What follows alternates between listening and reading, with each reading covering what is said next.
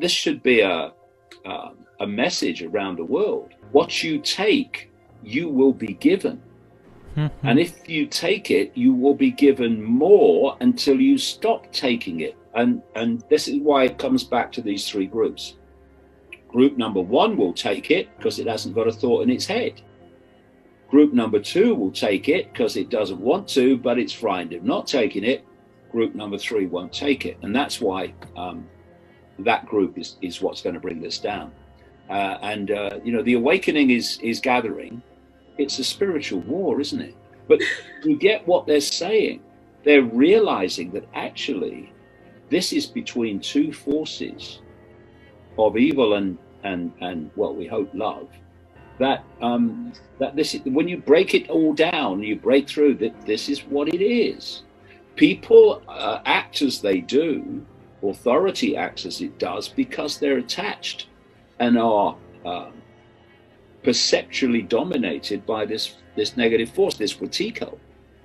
And as people awaken, they're increasingly perceptually influenced by love and expanded states of consciousness, wisdom. And so whatever form we may take, it's that consciousness difference that decides how we act, and thus what the world is like.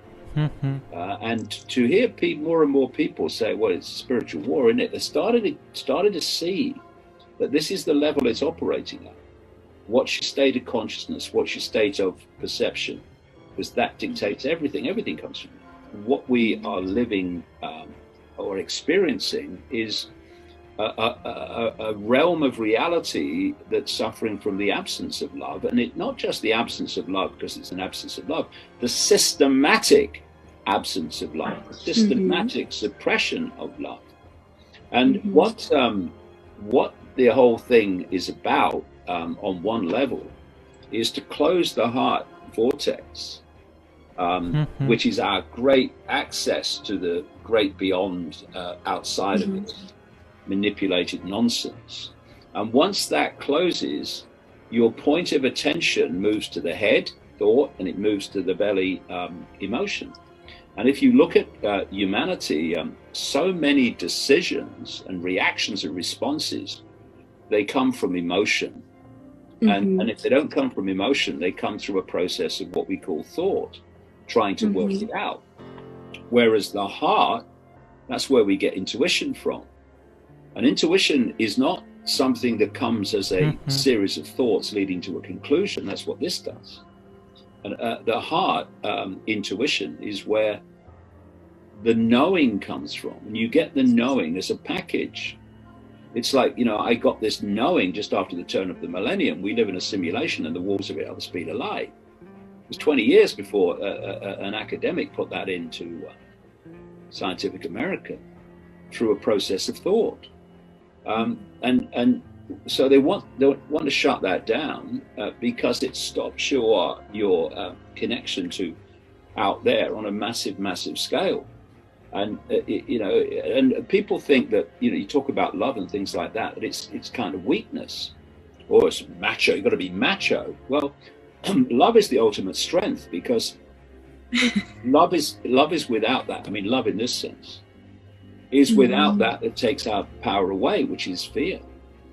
Love doesn't do fear because it knows there's nothing to fear, and love will always do what it knows to be right. It won't go through a list of consequences and then decide if it's going to do what it knows to be right. You know, like group number two, I know what I should do, but I'm too frightened to do it, so I'm not going to do it. It doesn't, because what are the consequences for me?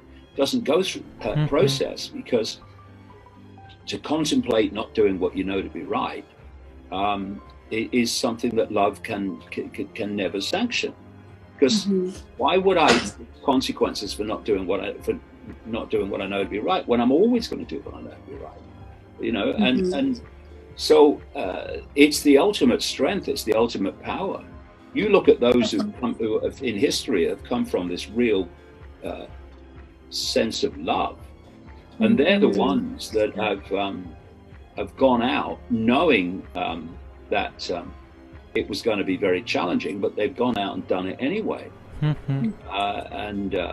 and said what they believe anyway, because they know that whatever happens, they're always going to be a unique expression of all that is, has been, and ever can be.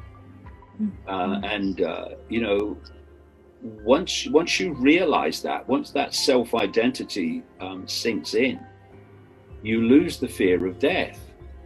And the fear of death is one of the greatest human control systems.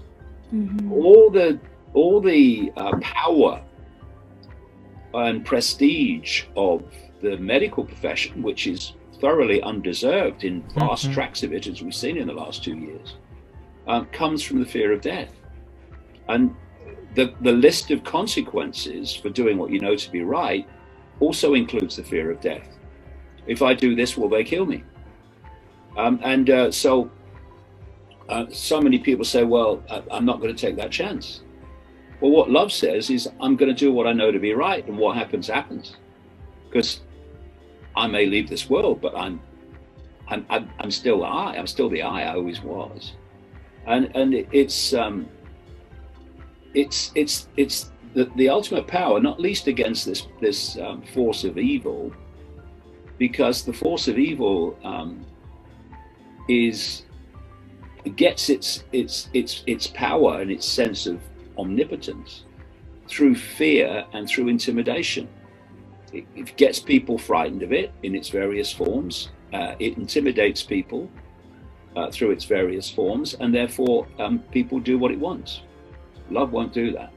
It won't do that. And that's why that's the answer. It always has been.